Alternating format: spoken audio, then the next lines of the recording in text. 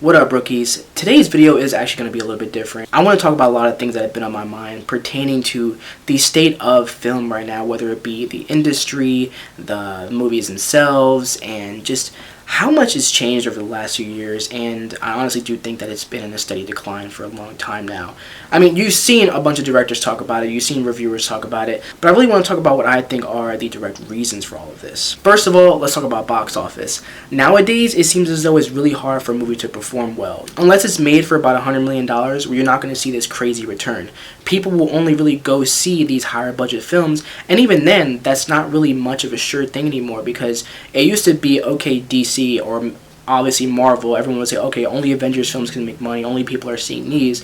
But now people have kind of turned on Marvel. Marvel was essentially keeping a lot of the industry in business because at least people were going to the movies. But now, okay, they could lose $200-300 million because people don't really care about this anymore. They're almost becoming desensitized because all these movies are just saturated with the same bullshit. They look the same, they're acted the same, they're written the same. It's all the exact same content. And now people are saying, okay, we actually want better quality. But the people that are seeing that now were some people before who weren't giving money to see the better films. So almost it's like, okay, it's a little too late. And now even Marvel is trying to inject more quality into it. Or a lot of these bigger budget films, these bigger studios are trying to inject more quality, but at the end of the day, it's too late now. Nowadays, it seems as though, okay, you can make a movie for $1 million or $100 million. Because at least if it's low budget, you can even give low budget marketing, and then you'll see some type of return. If it makes at least a few million bucks, that's good. If it's made for $100 million, well, it better make at least $300 million or more. But the thing is, even lower budget films, people aren't really taking the risk to see. I mean, there's an audience for smaller films, you know, like studios like Neon and A24, but I think a lot of audiences, at least general audiences, aren't just going to go see that. So box office, the numbers are pretty low. But I say that, and like literally there's movies like Michael, Devil Wears Prada 2, Super Mario, Project Hail Mary. All these films are making so much money and getting a big return and setting records. But at the end of the day, okay, Devil Wears Prada 2, that's a sequel of an already iconic film. Project Hail Mary is based off a book. Super Mario, don't even need to say there. And then Michael, need I even say more? So obviously these films are going to make a lot of money. When at least 10-15 years ago, you could get a movie starring Denzel, a movie starring Leo, a movie starring this person, a movie starring that person.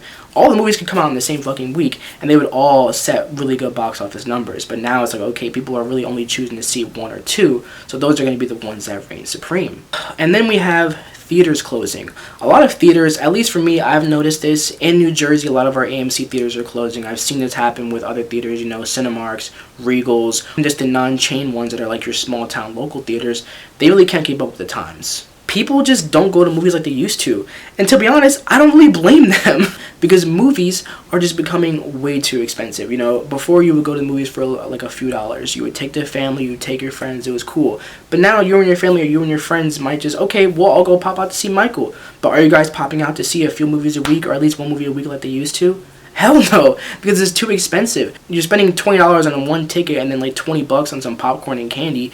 Next thing you know, you're spending about $50 on fucking going to the movies. That's a crazy date. I mean, sure, they have the AMC A-List, but they barely market it well enough where it's like, okay, everyday people are going to get it. Instead of giving us commercials to watch at home, we have commercials during the movie. Like, what's happening to movie theaters?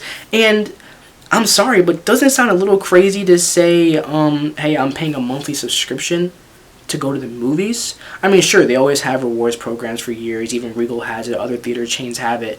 But we're going to the cinemas and we're saying, yeah, I'm paying like a $20-30 subscription monthly. This isn't Netflix. This isn't Amazon. Like, why are we paying subscription prices to go to the movies? And listen, I'm a sucker for it. I'm doing it myself because I realized, okay, I'm going to the movies at least once or twice a week, so I might as well have this, especially I take my girlfriend. So why would I pay like $100 on one date when I could just spend $20 for a month and see 4 movies a week? Even though, literally, if there's 4 movies in your queue, regardless of the dates, that's still going to be the 4 you have, so you can't really get any more than that, just so you know. Regardless of when you're seeing it, that's just the fucking rule, which is crazy. But yeah, people aren't really going to the movies unless it's for Marvel, which even that's changed, like I said. IMAX, Dolby, or like XD for Cinemarks, I know they have that. Or really any type of big screen format, maybe 4D, which is just a fucking universal ride at that point. But people are only really going to pay for those experiences, and like I said, I don't blame people, because you're paying for that experience. Years ago, we were paying for the experience. But now, okay, they might see something like, I mean, And I'm saying that because the drama actually did really well. But take a film like The Drama, for instance. Or maybe I should say something like Mother Mary, which was very small. That has barely gotten any return. No one's really going to see Mother Mary because, okay, what's worthwhile about it? You have to actually market to these people. What's worthwhile about it to them? Everyday people are not really going to care, unfortunately, but they're going to care about Devil Wears Prada too, because it just kind of makes sense to them. It's going to be worth their buck. They're going to get a laugh. They're going to get a big budget. They're going to see it on a big screen. They're probably going to see Devil Wears Prada in fucking Dolby for all we know, and that's going to be okay for them for the next couple months until someone else recommends a movie for them, or they're just going to wait for streaming instead. And speaking of streaming, the rise of streaming is slowly killing but also saving cinema every single day. I'll try to make sense of that right now. I will say when Netflix came about, I mean, it killed Blockbuster, and during COVID, it reigned supreme and started to kill theaters. And now Netflix is trying to spin back around and say, okay, no, actually, we want to release Narnia in theaters. We actually want to keep those in theaters. If we acquire Warner Brothers, which they didn't, if we acquire Warner Brothers, we're actually going to keep the theater windows. You know, they're trying to keep people a little bit happy, but they know that it's not really their main objective. During COVID, people were just staying home and watching films on Netflix, Hulu, Apple, Disney, and even when the COVID numbers dropped and people started going back outside, sure, slowly but surely we've been noticing people going back to the movies more. Theaters are packed again, which I love to see. People are back to being annoying as hell sitting right next to you, and I love to see that because at least people are going out. But like I said, it's very rare. Not every day that they're going to be packed, and not for every movie, and that's because they would rather just wait to watch it at home. How many times have you recommended a movie to even your cinephile friend or someone at work or your family member, your mom or dad or your girlfriend? They're like, nah, I'm gonna wait for streaming. Even me, I'm like, that film seems alright, but like, even though I have A-List, I might as well go watch something, but even then, I'm like, I'll probably just wait for streaming. I mean, whatever, you know, it seems alright. It seems like a 3 off the trailer. We're becoming just numb to some of these things. I think streaming is the thing for that. Which sucks to say because you could say that Netflix is kind of almost one of the industries keeping the business alive because they're making big budget films and now they have some of the biggest name directors working with them. You have David Fincher, Guillermo del Toro, Spike Lee, Scorsese, Rian Johnson, Tim Burton. They've worked for Apple and Netflix. Scorsese made Killers of the Flower Moon on Apple and made The Irishman on Netflix. Spike Lee always wants to sound like a purist, but made an Apple film that barely played in theaters for about a week before it just went right to Apple. And then you have Tarantino, who wrote the Cliff Booth movie. David Fincher is directing that for Netflix. And David Fincher literally, I don't know, I guess he has a whole fucking contract with him. He sold his soul to Netflix. Every movie the last few years that he's made has just been Netflix ever since Mank. And it's honestly crazy to say, coming from someone like Fincher, who was just a filmmaking legend, and Guillermo del Toro. He wants to make big films and he wants to swear by the theaters, but you made a Netflix film. I don't really know what you were expecting. And listen, I love these directors to death, and that's why I'm kind of offended when I see they're just going right to streaming. You know, like, it kind of is sad to me when you can tell that filmmaking is in danger when these big names have to revert to the streaming as a last resort, and it's kind of sad to see, in my opinion. Color and lighting. I am so tired of seeing these washed out movies that look like they're still just being shown on a big screen with like the raw. Okay, are we seeing the raw images, or are we seeing anything that was colored or even lit at all? We're just seeing this plain old camera footage. It looks like, I mean, they put it together in the can, but it's just not, doesn't look good. And it's crazy that nowadays you have to say, oh wow, like that film had really cool color, it looked really nice, great cinematography, great lighting. I mean, sure, we were always complimenting these things even years ago. There have always been bad looking movies throughout the years, but now more and more we're seeing it, and I think it's because of streaming also. At first I thought it was just for something like Netflix or maybe TV shows, but now we're seeing it transferred to like big studio films that are shown in IMAX and shit.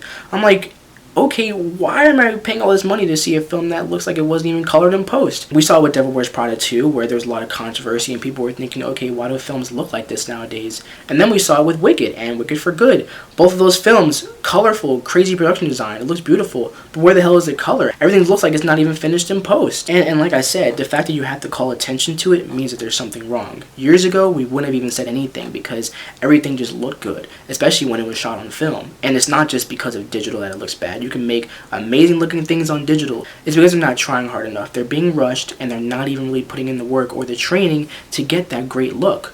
And we have people like Greg Fraser, great cinematographers, keeping that alive, where they're saying, we want to dirty up the frame, we want to put things in the foreground, we want it to feel kind of analog. And then you have people who are keeping the film alive, like Paul Thomas Anderson, who loves to shoot on film, as well as someone like Tarantino, and even a lot of up-and-coming directors love to shoot on film, because it gives a certain texture to it. But digital, you can do the same. I'm not against digital or film, as long as you have great lighting and color in there. It all depends on that. And, try to be creative with the framing. People are getting very lazy with filmmaking now, especially with the writing, not just visually, but in all sorts of ways. It's like we are slowing down the craft. Instead of making films, we're making content at this point. Speaking of content, trying to be a filmmaker is becoming harder and harder. You could say it was tough back in the day, they had a lack of resources. Now we have more resources, but a lack of accessibility because it's so oversaturated. And like I said, everyone is making more content than films. Everybody wants to be a creator. Everybody wants to be a filmmaker, an artist, a musician, a singer. Everybody wants to do all these things, but they're taking shortcuts to do so. But it's not just, the people itself, the artists trying to do it. I think it's the industry itself that has almost closed its door to creatives and really only kept the door a little cracked for people that can make them some money. They either will keep the big name directors that we've always known, or they'll take in some people who can do a movie real quick that can make some money. And that's pretty worrisome to me, because back in the day, even in like those years, those decades where they said, oh, it wasn't really for the filmmakers, at least there were still great things coming out. Now it's like we're in one of the worst eras where you have to praise someone for being able to make a film with, with their own control and to be able to make something great, which it should always be praised. But the fact that we're calling so much attention to it, and we have to say, oh wow, it's great that this person got to make something different. Like, they were the only chosen one of the year to make something, and everybody else just made a big studio film, or they just about did it and they got the job done, and that's about it. They didn't make anything truly creative. I love big studio films. I love Dune. I really want to see The Odyssey. I love directors like Denis and Christopher Nolan. But even then, these are bigger names that have already established themselves, especially in an age where they were able to do it and it was a little more accessible. Now, sure, you can go out. You can film on your iPhone. You can film on your iPad. Oh, you can buy a great cinema camera at Best Buy. Sure, I love that we can film on IMAX now with a camera from your store. But at the same time, it's like, okay, you still have to break into the industry, which is getting harder and harder and harder. It's oversaturated, and it's not really welcoming anymore. I did touch on this before with the lower budget films not even being able to make their money back. And that's because unless they go viral or have some crazy marketing, then people aren't really going to go out to see them. The drama probably had to put up even more money than it was made for just to market, because people were going to go out to see it. Or even something like Marty Supreme, which you could even argue is more of like a mid-budget to higher budget film. It's still Timothée Chalamet or whoever. I don't know if the Kylie or if the Kardashians paid for that, whatever. Bro was staying on the fucking Vegas Sphere. He was doing this. He had blimps running around. He would, shit was happening in concerts. He was popping out at this place, this award show, that award show. You have to be super creative with the marketing, or else people aren't going to come see the movie. Or sometimes there's just lightning in a bottle. People saw Undertone, which was made for less than $1 million. I think like $500,000. Apparently, I'm not sure how accurate that number was on Wikipedia.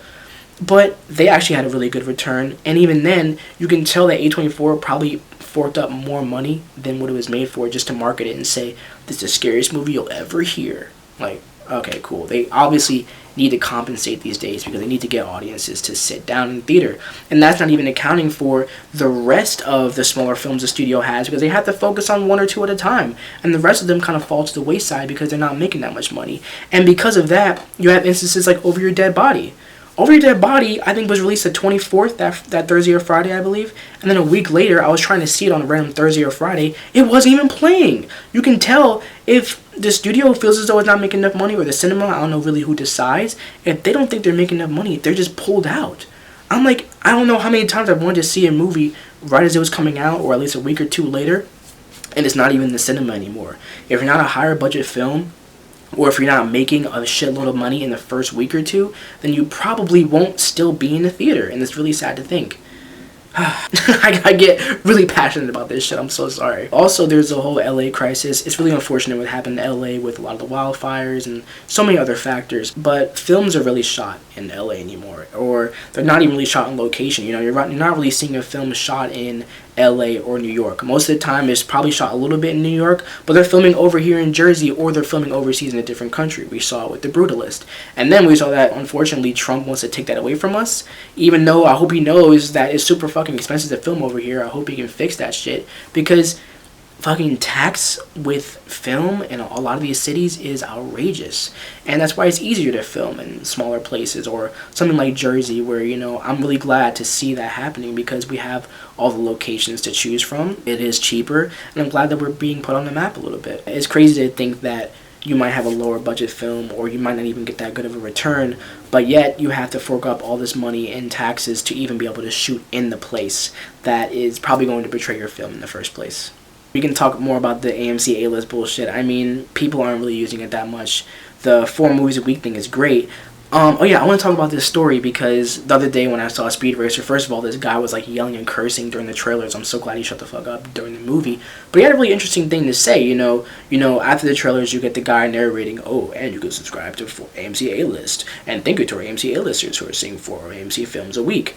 And the guy was like, name 4 films that are even fucking good right now. And I was like, you know what, bud? That's pretty valid. I mean, I feel like there's only a couple good films really, like, in the same week. Or, you know, sometimes you have competing films, but it's not like it was back in the day where there was so many films competing for that #1 spot, and yet people were still seeing all of them. Everything had an audience. Everyone was going to see something, you know, or at least you would see it at a different time, but it was there. With the AMC A-List, it just seems like AMC and a lot of other theater chains are very desperate to make that money, and then they're taking half of the profits anyway, which is like, I didn't always know that theaters did that until now. I guess I should have known that. And it makes sense, because they're literally most of the viewing experience until it goes on streaming or Blu-ray.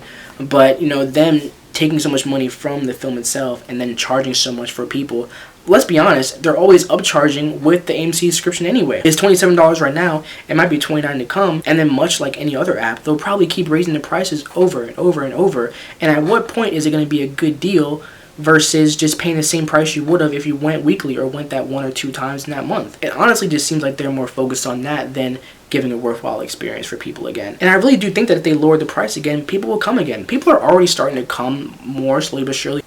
Especially, I know there were statistics saying people in my generation are going more than older generations. So at least you can lower the prices and more people will go even after that. And then extend these fucking theater windows. Films come and go, even big budget films. Like, why did we have to hear that Project Hail Mary was getting an extended run? Just give it an extended run anyway. It's a big movie. Give smaller films an extended run anyway. At least 45 days or more, right? That's how it used to be. A movie was in the theater for well more than a month. But now, it's in there for a couple weeks, and it comes and it goes unless it makes $1 billion. And yeah, I just think that we need more extended windows. And AMC, Regal, Cinemarks, they're trying their best to keep up with the times, but I don't think that they're exactly listening to what audiences want. Not just cinephiles, but in general. Everyone has a lot to say about theaters. Everyone used to go when they were younger, but now they've really become a thing of the past. Oh yeah, this could honestly be a video itself. I've been thinking I want to make a video about this, about how can A-list celebrities really still bring in revenue for a movie? I want you guys to take a moment to think about that, because I don't think so. Maybe Zendaya. I honestly think that Zendaya was why Challengers got a really good release, especially, you know, along with a really good trailer. And I think you could say the same for the drama. I think without Rob and Zendaya, that movie probably would have not even made half the money it did. Most of the money it made would have just been from the trailer, but they made that. And, you know, I mean, maybe if there's big ensemble cast like you see in an Oppenheimer or Odyssey or in a Dune, it can make money. But I've also seen people saying, are people going for the actor or are they going for the directors now? People will go see a movie that Christopher Nolan makes because they'll get a worthwhile experience. People will see a film directed by Denis Villeneuve, Luca Guadagnino. I don't think people will spend a lot of money to see a Richard Linklater film, but at least he has a small audience. But is anyone going to go see a movie because of Ethan Hawke? Is anyone really going to see a movie because of Leonardo DiCaprio anymore? Sure.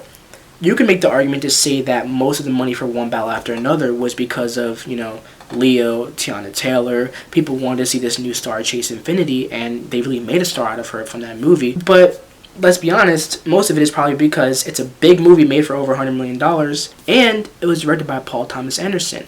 However, the movie was technically a flop. It didn't make as much as they thought it would. It probably should have made at least a few $100 million or more. And unfortunately, actors really cannot bring in that much money as they used to. Years and years ago, Leonardo DiCaprio could have probably brought in $100 million easy. You know, a lot of these stars could have brought in a lot of money. And then on top of that, there'd be money because of the marketing and other factors. But you're not going to see Jake Gyllenhaal be a big draw. Ryan Gosling, I think Ryan Gosling is a big draw, but is he why Project Hail Mary made over $600 million? No. The movie made a lot of money because Ryan Gosling is likable, but because it's based off a book, and the movie was like made for $200 million, and it had a big studio backing. Anne Hathaway cannot make Mother Mary a lot of money, but she'll make a lot of money with Devil Wears Prada too, because Meryl Streep is in it. She's in it. Emily Blunt's in it. And it's a big fucking sequel. So stars are not raking in money. Timothée Chalamet, years ago if Timothée Chalamet came out, he wouldn't have to fight to make a movie. And I know that's a big controversial topic right now. He was definitely doing a little too fucking much. However, years ago, he wouldn't have had to do all that. Because he could have just been in the movie and it would have sold. It would have gotten a lot of money. Would have been fine. He would have been like that Leo, you know, same with Austin Butler or other people. But Timothy wouldn't have to fucking stand on a sphere. He would not have to do all these things. He would not have to compensate to get at least $100 million. And even then, Marty Supreme didn't really make super crazy, earth-shattering numbers as it probably should have. Back in the day, it definitely would have. Like I said, I want to really delve into that and make a whole video. I want to talk about certain celebrities, maybe people who can make that return, but others that can't. I really want to know what you guys think of that. Let me know if you want to see that video. I want to talk about media literacy. This is something that my brother brought up to me too. You know, I learned about media literacy later on in college. I didn't even know there was an actual phrase for it until then. But then my brother was also telling me, he's like, you know, I really think people are lacking media literacy nowadays, or just any type of, you know, they're not really into the subtext of scenes or films or TV shows. We're so quick to judge things, especially we've seen on like a Rotten Tomatoes or Letterboxd or other, you know, apps and social media. We're so quick to judge a film. And even me, I think I can kind of be at fault for doing that, because sometimes we're just so quick to judge something at face value. We don't really read too much into it. We don't try to understand it more. Nowadays, audiences are kind of lazy. I think it's because of the content we've been getting. The content is so easily digestible that we're not really reading into the things that are a little more complex. Which films used to be really complex. TV shows were really complex. And now people are checking their phones or falling asleep in the theater, or they're talking during the fucking movie, which that's a whole other thing. I can probably make a movie theater experience video also. But people are really lacking the focus, and it's worrying. It's very upsetting. Also, I saw Straw Hat Goofy. I love Straw Hat Goofy so much. We saw him really get a lot of virality talking about Sinners, and I really love to keep up with his videos. But he had a really cool thing to say where he's like, oh, he saw this video where this guy was boasting about seeing hundreds of movies that year on Letterboxd. I'm also, you know, someone who's done that. I know people were like, damn, like I want to get that number up on Letterboxd. I've only seen like 90 films this year, which is kind of still insane. But we put so much stress on that. I love Letterboxd as an app, but now it's made things, you know, it's just scrolling, and it's so easy to just give something a few stars, move on. Give this a few stars, move on. Boop, boop, boop. Okay, that's it. But are we really going in depth to understand the film? Are we really taking the time to say, okay, you know what? This is what the film needs. You know, how many times are you scrolling through Letterboxd and you see someone give 2 stars? I didn't like that one scene. 2 stars because his haircut wasn't nice. And it's like, whoa, what are we doing? Like, why are we reviewing that like this? I mean, I'm sure that they maybe intended for people to, you know, you don't have to write crazy, but I'm sure they wanted you guys to write actual thought out things, right? Even if it's just one sentence, or I'm sure they wanted you to rate this fairly. But people are rating things unfairly. They're not really digesting the film or the media as it should be digested. And because of that, you know, these studios are responding. And now when we get things that have less quality, we're surprised. But at the same time, audiences aren't telling them, okay, we don't like this. They're just digesting the thing that is, you know, easy, and it comes and it goes, and that's it. And this is probably the biggest concern. It is the threats from AI. Artificial intelligence could really be the thing that kills every art form. And I've been noticing a lot of celebrities who are speaking out about it are the same ones who are honestly utilizing it. And they're saying, no, we're using it to our advantage. We're using this because now we own it. You know, we can do what we want. It's fine. It's just a tool. It's just a tool. And I'm like, okay, unless you are a business that wants to send emails or organize fucking meetings or something, or you want to have some statistics, or you want to do websites or whatever, blah, blah, blah. But if you're using AI to replace jobs, to make music, to sing, to make any type of art, to make film, a script, or even just make a whole thing. Like, and even Darren Aronofsky, I love his films, you know, all of his films, even leading up to Caught Stealing. But now we saw he made a whole AI project. What the fuck are we doing? What's happening to us right now? A few years ago, none of us would have uttered that sentence. Darren Aronofsky has crossed over to the dark side and is using AI to make something. It's a real shame. And like I said, we're seeing certain celebrities saying, oh yeah, no, we're just using it for that. And it's like, okay, you guys were the same ones protesting, and now you're just falling into that pit. And you can say it's keeping up with the times. I've heard people say this. Listen, you know, people said the same thing when certain effects came out. People said the same thing when this happened, blah, blah. Listen, it's different. Because at least when advancements were being made, you could either stay on board and innovate and use these tools to your advantage, or you could just leave and you could stay in your ways. But now, it's like, okay, either you use AI, or you get your job taken away by AI, or you're just, you know, you're not keeping up with the times. No, this isn't keeping up with the times. This is about your job being taken away from you. This is about real art being threatened. This is about real art not even being created because an AI tool is doing it for you, a computer is doing it for you. You know, if you want to make a poster, fuck it. I know Civil War, they had those, you know, posters, and A24 released them, and I know they even used AI on Adrian Brody's voice in The Brutalist. I wasn't too mad about that. I wouldn't have given Adrian Brody the Oscar, but I did think he was great in that performance. If you keep using it on the little things, eventually it's going to keep being used on larger projects, and we're already seeing it being used in larger projects. There are silver linings. We see that the Oscars is not going to be accepting anything AI into their categories, which is great. I hope that they're able to detect all of it and that people don't try to hide it, because fuck you, if you try to lie about it, that's fucked up. But, you know, we're seeing them, they're trying to combat it. But what's going to happen when people start to gravitate more toward AI rather than a film made by someone like me or any type of other director? That, to me, is scary. And quite frankly, I do feel threatened. You know, and you could say, Juan, like, you know, it's nothing. You know, AI will never do what you do. I mean, sure, maybe it can't be as creative, but it damn sure can do what we do. It can literally craft something from the ground up and make pretty good effects that look damn near close to what something like Steven Spielberg could do. So yeah, I'm pretty fucking scared, and I am mad about it. Overall, I think that we will prevail. I think that there are silver linings. Films do make a lot of the box office still. There are so creative films. Something like Sinners was wholly original. Sure, it was a big budget, but it was an original film, and it made a lot of return. We've seen other films do it, and obviously we're trying to combat AI. People are trying to combat unfairness in the workplace. You know, they want more pay, and it's great to see. We've seen a lot of protests. However, I'm still very worried about the state of filmmaking, and I think a lot of people are. And I hope that things get better. I really hope it improves, because, you know, I do think that the future of my career rests on it. And not even just my career. Honestly, I've come to the point where if I don't end up making movies, I will be very upset. I will be hurt. I'll probably be fucking broken. However, if the future of filmmaking, what I loved growing up, what I watched, you know, what people have witnessed ever since the 1900s, if it eventually falls apart, that would be tragic.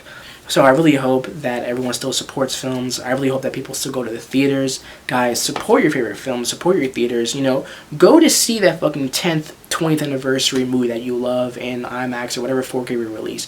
Go see that new movie that your coworker is telling you to see. Go see this. Go see that. Just support films. Support these artists. You know, support real music. Support real TV shows. Support real fucking media. Real films. Thank you.